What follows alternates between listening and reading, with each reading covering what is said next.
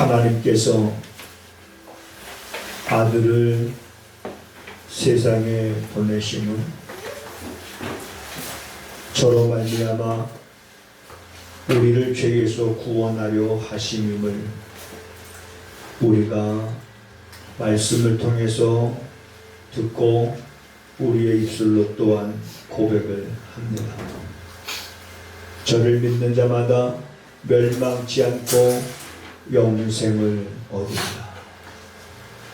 우리의 죄값을 지불하시려 십자가의 고난을 스스로 선택하여 그 길을 걸어가셨던 주님을 이제 우리가 깊이 생각하며 주님의 걸어가신 그 발자취를 우리 또한 따라갈 수 있는 거룩한 성도들의 삶이 되기를 원합니다. 한순간도 주님의 고난과 주님의 죽음과 주님의 부활을 잊어버리지 않게 하시고 우리가 세상에 사는 동안 우리 안에 심겨진 그 말씀이 우리 삶의 능력이 되어 온갖 죄의 유혹을 떨쳐버릴 수 있게 하시옵소서.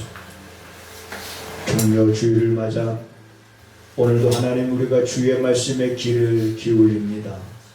이 말씀이 스쳐 지나가지 아니하고 우리 안에 깊숙이 스며들 수 있도록 성령님 역사하시되 깨닫지 못하는 이들 없도록 도와주시옵소서. 예수님의 이름으로 간절히 기도하옵나이다. 아멘. 아멘. 사랑하는 자들아, 우리가 서로 사랑하자. 사랑은 하나님께 속한 것이니 사랑하는 자마다 하나님께로 나서 하나님을 알고 사랑하지 아니하는 자는 하나님을 알지 못하나니 이는 하나님은 사랑이심이라. 하나님의 사랑이 우리에게 이렇게 나타난 바 되었으니 하나님이 자기의 독생자를 세상에 보내심은 저로 말미암아 우리를 살리려 하심이니라.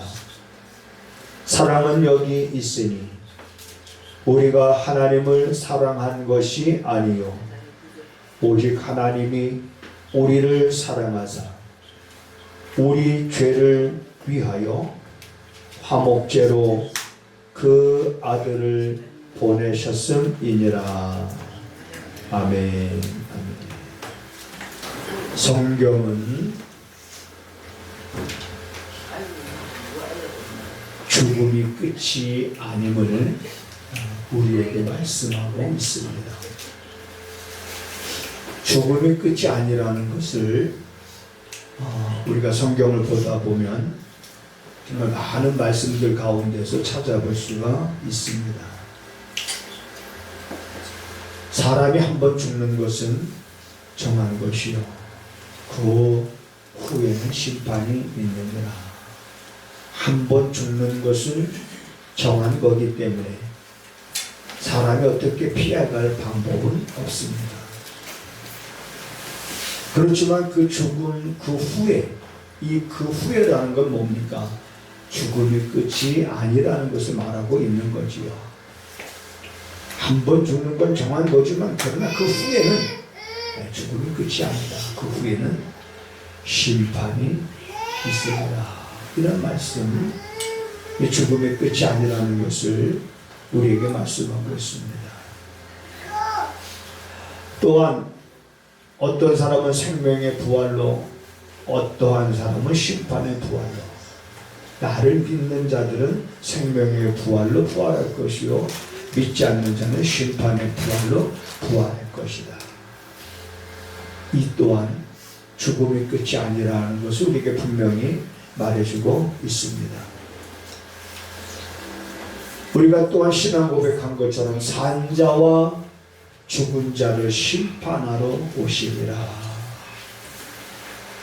산자와 죽은 자를 심판하러 오시며 우리는 몸이 다시 사는 것과 영원히 사는 것을 믿사옵나이다 라고 우리가 사도신경을 고백할 때마다 고백하는 것은 고백이 아니라 우리의 신앙의 베이스가 되는 겁니다.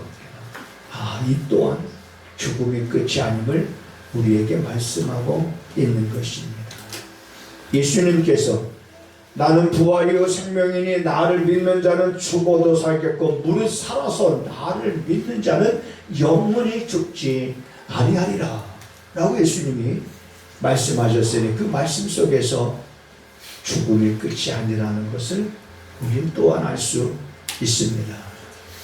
하나님이 세상을 이처럼 사랑하사 독생자를 주셨으니 이는 저를 믿는 자마다 멸망치 않고 영생을 얻으리라 라는 이 말씀 속에서 우리는 또한 죽음이 끝이 아니라는 것을 알게 됩니다. 또한 예수님은 이런 말씀도 하셨습니다. 너의 오른손이 범죄하거든 너의 오른발이 범죄하거든 너의 오른눈이 범죄하거든 뽑아버려라 잘라버려라. 성한 몸으로 지옥에 가는 것보다 불구자로 천국에 가는 것이 낫다. 이 또한 죽음이 끝이 아니라는 것을 우리에게 말씀하고 있습니다.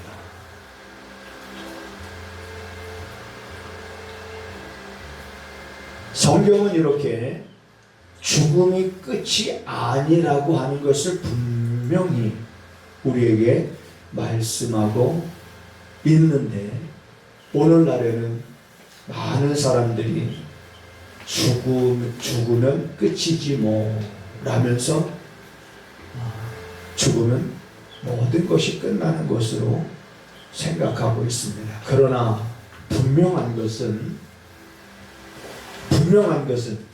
모든 사람들이 한번 따라서 해보겠습니다. 죽으면 안다. 죽으면 알아요. 뭘 합니까? 끝이 아니라는 것을. 그러면 그때 가서 어떡할 겁니까? 돌이킬 수 있는 방법이 없는 거예요. 죽으면 압니다. 인생이 끝이 아니라는 것을 죽으면 알아요. 죽으면 천국이 있다는 걸 알고 죽으면 지옥이 있다는 걸 압니다. 죽으면 누구나 다 압니다. 죽으면 누구나 다 알게 되어지지만 죽기 전에는 많은 사람들이 깨닫지 못하는 모습을 우리가 보게 됩니다. 사람이 이 땅에 나그네로 왔다가 인생은 나그네와 같다 그렇게 말씀하잖아요. 나그네는 어느 한 곳에 오래 머물지 않습니다. 그저 나그네가 머물려고 들어가는 것은 그날 하룻밤 자고 떠나려고 여관에 들어가는 거예요. 인생은 나그네와 같다는 것은 세상에 잠시 머무는 겁니다. 100년을 머물렀다 할지라도 여러분 100년의 시간이 눈 깜짝할 사이에 지나갑니다. 나그네로 잠시 머무는 동안 내가 여러분 예수를 나의 구주로 삼고 성령과 피로서 내가 거듭났다는 이것이 얼마나 놀라운 것인지, 이것이 얼마나 큰 복인지, 여러분 우리가 이렇게 살아있을 때 나는 여러분들이 고백할 수 있기를 주님의 이름으로 축복을 드립니다. 내가 살아있을 때. 왜냐하면 죽으면 가는 길이 다르기 때문에 그렇습니다. 죽으면 정해진 길로 가는 거예요. 나 이 길로 갈래, 나 저 길로 갈래, 선택의 여지가 없습니다. 죽으면 정해진 길로 가는데, 여러분 죽은 다음에 정해진 길로 가는 그 길은 언제 정해집니까? 내가 나그네로 세상에 머물러 있는 동안에 정해지는 거예요. 그러므로 우리가 나그네로 머물러 있는 지금 이러한 순간에 우리가 하나님을 예비하고 우리가 고난주간 종려주의를 맞아서 다시 한번 하나님께서 아들을 왜 이 땅에 보내셨으며 왜 아들은 이 땅에 육신을 입고 이 땅에 오셔서 십자가의 고난을 당하셨는지, 그리고 그분은 죽은 지 사흘 만에 부활하셨고 그 다음에 또 왜 다시 올 것을 우리에게 말씀하셨는지, 우리가 나그네로 이 땅에 머무는 동안 이것을 깨닫고 우리가 이 말씀을 내가 믿고 입으로 시인한다는 것은 여러분 죽은 후에 더 그것이 값진 것이었다는 것을 알게 될 겁니다. 나그네로 머무는 동안에는 그렇게 실감하지 못해요. 실감하지 못해요.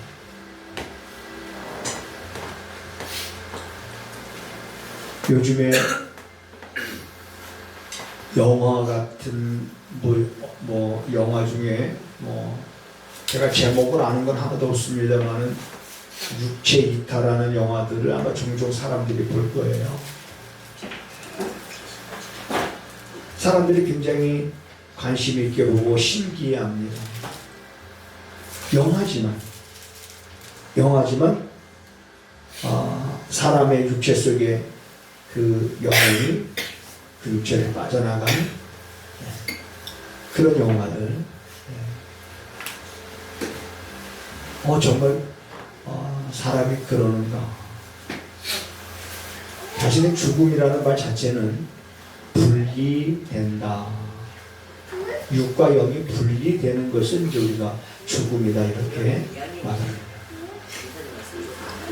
그래서 여러분, 우리가 이러한 것들이 어떤 사람에게는 안 믿어지고 어떤 사람에게는 믿어지고, 예수님께서 사람의 떡으로만 사는 것이 아니요 하나님의 입으로 말씀으로 살아야 될 것이니라고 말씀하신 것은 도대체 무슨 의미일까? 나는 떡만 있으면 족한데, 나는 떡만 있으면 부족하며 삶을 살아갈 수 있을 텐데 왜 사람이 떡으로만 살 수 없는 존재라고 말씀하시는가? 사람이 떡으로만 살 것이 아니라고 말씀하시는 그분의 그 말씀의 그 깊은 뜻은 무엇일까? 나는 떡만 있으면 될 것 같은데 그 사람은 하나님의 입으로 나오는 말씀으로 살아야 될 것이니라. 이 말씀은 무엇을 우리에게 말씀하고 있는 걸까? 분명히 여러분, 사람은 육이 있는 존재고 영이 있는 존재인 줄 믿으시기 바랍니다. 만약에 우리가 그런 존재가 아니라면 하나님께서 아들을 세상에 보내셨을까? 우리가 그런 존재가 아니라면 하나님은 아들을 보내지 아니하셨을 것입니다. 육이 있고 영이 있는 존재인데 이 존재들은 잠시 육체를 입는 동안에는 그 인생이 길어야 100년인 듯 하지만은, 그러나 그 영은 소멸되어지고 없어지는 것이 아니라 영원히 존재, 영적인 존재. 주님이 재림하실 때에는 악인도 부활하고 선인도 부활하지만 부활의 목적이 다릅니다. 부활할 때는 여러분 영만 부활하는 게 아니라 몸이 다시 산다라고 그랬을 때 그 몸은 지금 우리가 입고 있는 이 몸과는 다릅니다. 변형된 어떤 그런 부활체는 다른 거예요. 죽은 사람도 그럴 것이고 산 사람도 호련히 변화될 것이라고 말씀하고 있습니다. 호련히 변화될 것이라고 말씀하고 있는 그런 말씀 속에서 인간은 이렇게 육이 있고 영이 있는 존재인데 인간에게는 희망이 없었던 거예요. 왜 희망이 없었느냐? 의인은 없나니 하나도 없다. 이 말은 인간 세상에는 의인이 없다는 얘기, 다 죄인이라는 얘기예요. 그럼 죄인에게 무슨 희망이 있겠습니까? 죄의 싹은 사망이라고 말씀하고 있는데 죄인에게 무슨 소망이 있겠고 무슨 희망이 있겠어요? 인생은 희망이 없습니다. 그런데 하나님께서 아들을 세상에 보내셔서 그 아들로 하여금 우리의 모든 죄를 담당하게 하시고 그 아들은 그 죄값을 지불하시려고 십자가에 달리셔서 자기 몸을 화목제물로 드려 영원한 속죄 제사를 드렸습니다. 그래서 예수님이 십자가에 달리셨을 때 그 말씀하신 거예요. 내가 다 이루었노라. 뭘 다 이뤘을까요? 아버지가 자기를 보낼 때에 주셨던 임무를 세상에 가지고 와서 그것을 위하여 자기 몸을 화목제물로 드려야 된다는 것을 아셨기 때문에 예수님은 겟세마네 동산에서 기도하셨습니다. 이 자들에게서 지나가게 하옵소서. 하나, 내 뜻대로 마옵시고 아버지의 뜻대로 되기를 원합니다. 나는 이마에서 부르는 땀방울이 핏방울이 되듯이 간절히 기도하시면 아버지가 맡겨진 그 임무가 무엇인지 아시기 때문에 예수님은 그 길을 피하지 아니하시고, 베드로가 말렸을 때 내가 지금도 명하여 하늘에 12영이나 더 되는 그러한 천사들을 불러서 이들을 내가 능히 멸할 수 없는 줄 아느냐. 능히 멸할 수 있어요. 하지만 그러하면 어찌 아버지의 뜻이 이루어질 수 있겠느냐. 아버지의 뜻을 이루기 위해서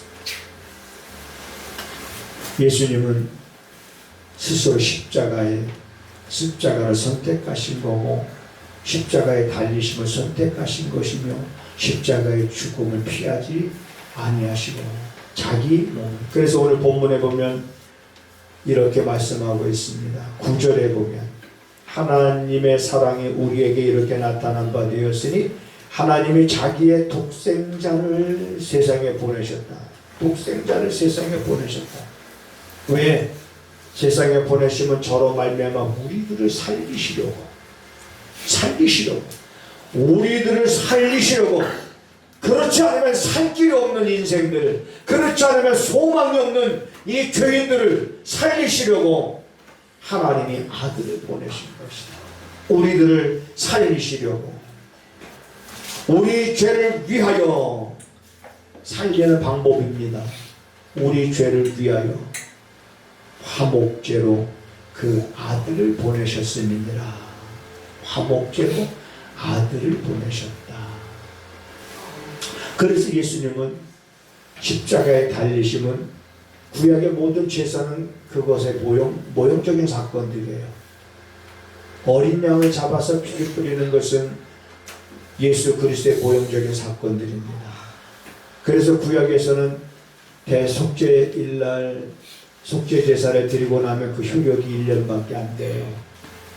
1년밖에 안 되지만 계속해서 해마다 반복적으로 하는 것을 바로 우리의 죄를 영원히 대속하실 분이 오셔서 우리의 죄를 대속하실 것이다 라고 하는 모형적 사건을 보여주고 있는 거예요.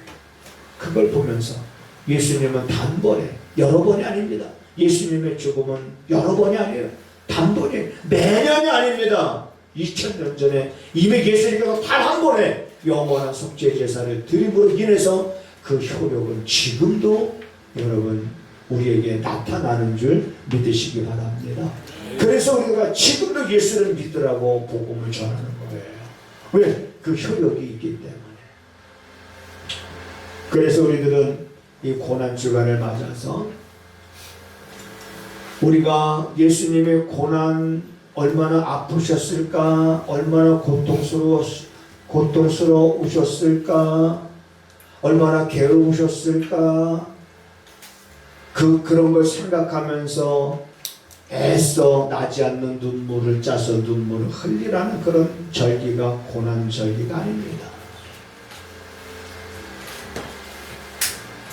우리는 대속의 은혜를 다시 한번 회복하는 그런 절기가 되어야 되는 거예요. 예수 그리스도의 고난, 그분이 고난 당하심을 기억하면서 그분이 왜 고난을 당하셨는지, 그분이 왜 찔림을 받고 사람들로부터 멸시와 천대를 받고 조롱을 받으면서 그가 왜 십자가에 달리셨는지 그 의미를 보다 더 다시 한번 우리 마음에 새기면서 확실하게 예수 그리스도의 대속의 은혜로 나는 구원을 받았고 하나님의 자녀가 됐다는 그런 말씀 위에 굳게 우리가 설 수 있는 그러한 고난 주간이 여러분 되어야 될 줄로 믿습니다. 그 믿음, 세상의 그 어떤 것과도 바꿀 수 없는 그 믿음, 금보다도 더 귀한 그 믿음, 우리는 그 믿음에 부요한 자가 되어야 됩니다. 믿음의 부요한 자가 되어야 됩니다. 믿음의 부요한 자가 돼서 이제는 나를 위하여 십자가에 달리신 예수 그리스도께서 나의 삶을 통해서 그가 부끄러움을 당하지 아니하고 오히려 나의 삶을 통해서 그분의 영광이 더 드러날 수 있고 그분의 죽으심이 더 빛날 수 있고 그분의 죽음이 결코 헛된 것이 아니었다라고 하는 것을 드러낼 수 있는 그런 삶을 향해서 우리 그리스도인들은 달려가야 되는 줄 믿습니다. 멈추면 안 됩니다. 머뭇거려도 안 됩니다.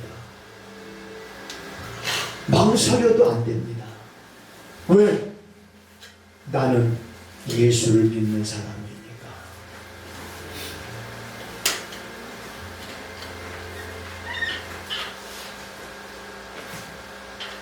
오늘 본문에서 우리에게 보여주고 있는 것, 하나님은 어떤 분이신지 하나님의 사랑에 대해서 얘기하면서 그 하나님의 사랑이 얼마나 큰지를 보여주고 있는 것이 바로 하나님께서 독생자 예수를 화목제물로 이 땅에 보내셨다는 거. 왜? 제가 왜 그러면 여러분들은 나를 위하여 이렇게 계속 제가 질문하면 여러분들은 나를 위하여 이렇게 여러분들은 반응을 해주시면 됩니다.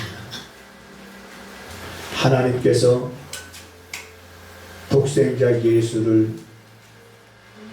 이 땅에 보내셔서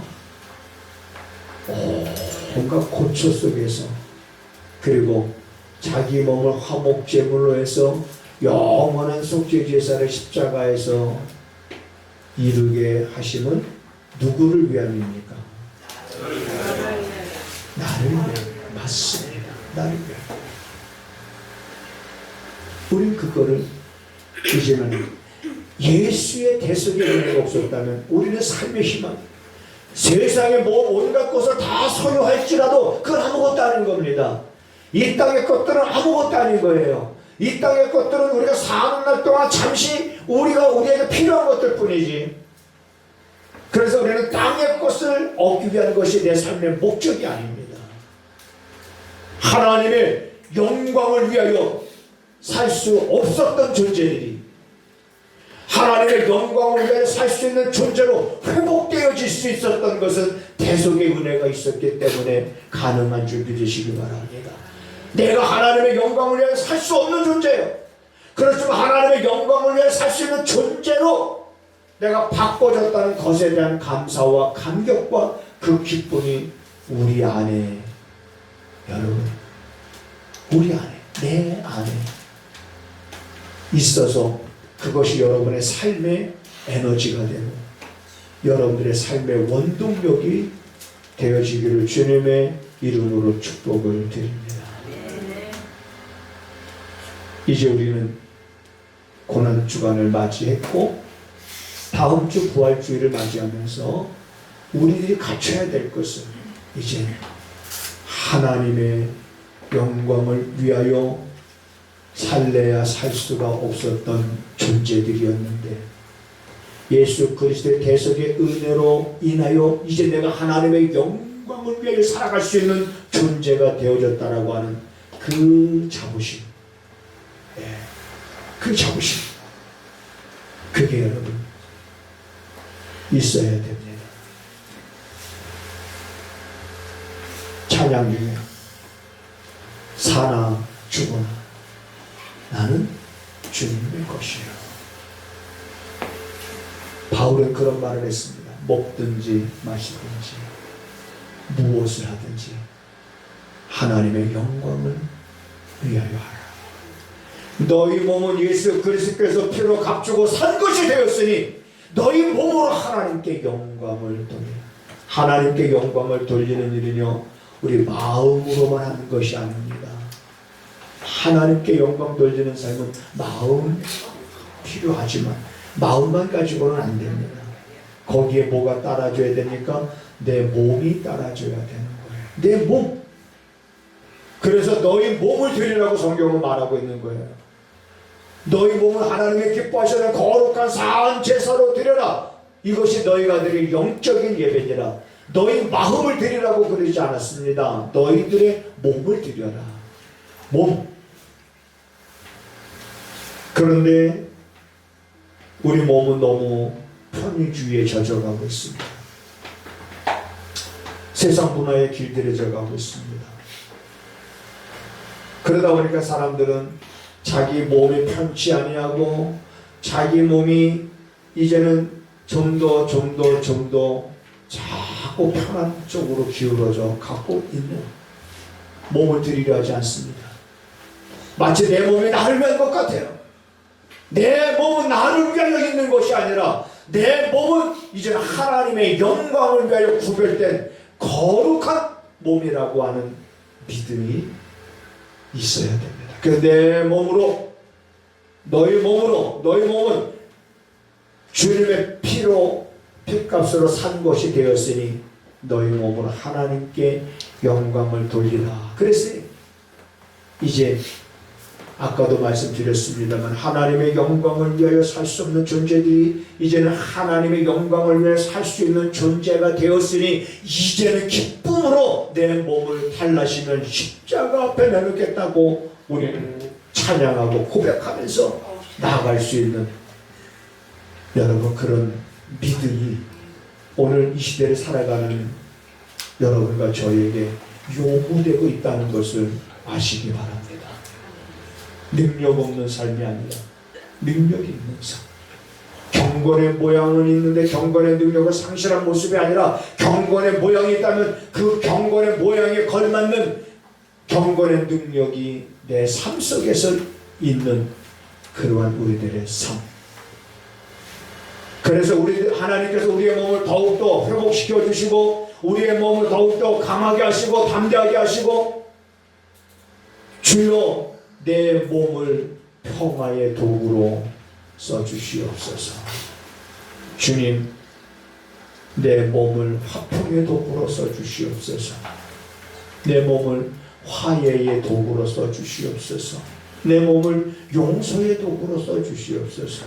내 몸을 하나님의 영광을 드러내는 곳에 쓰여 질 수 있도록 주님 도와주시옵소서. 내 몸이 나를 위하여 존재하는 것이 아니라 하나님의 영광을 위하여 내 몸이 지금 존재하고 있다는 것을 알게 하시옵소서.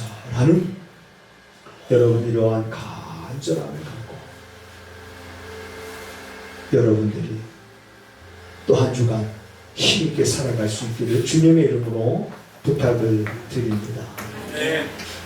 자기 아들을 아끼지 아니하시고 모든 사람을 위하여 내어주시니가 어찌 너희에게 구하는 것에 좋은 것을 주시지 않겠느냐 하신 이 말씀을 사랑하는 성도들이 마음속 깊숙이 새기고 스며들게 하셔서 이제 대속의 은혜로 말씀 위에 굳게 선 성도들이 세상을 살아갈 때 막힘이 없게 하시고 문제가 없게 하시고 그리고 하나님 저들이 하나님 앞에 엎드려 간구할 때마다 하나님의 응답이 날마다 시간마다 분마다 초마다 저들의 삶의 현장 속에 임함으로 인하여 부족함이 없음을 고백하는 사랑하는 성도들의 삶이 되게 하여 주시옵소서.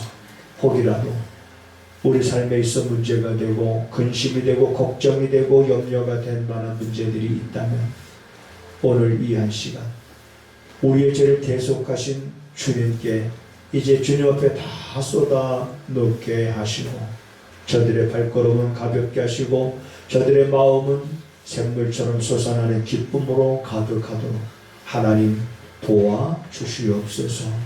지금은 우리 구주 예수 그리스도의 은혜와 우리 아버지 하나님의 무한하신 사랑하심과 성령의 감화 감동 역사 위로 교통하시니 내 몸이 나를 위함이 아니라 하나님의 영광을 위하여 쓰임받는 그러한 삶이 되기를 이제 마음에 품고 돌아가는 저들의 발걸음과 또 저들이 머물고 있는 가정과 저들이 손으로 또한 일구고 있는 모든 사업장 위에 지금부터 영원하기를 간절히 축원하옵나이다.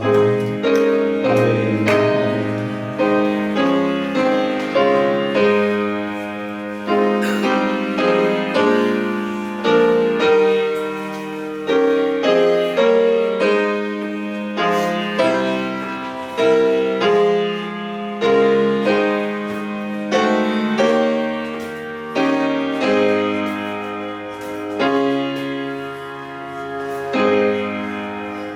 아멘.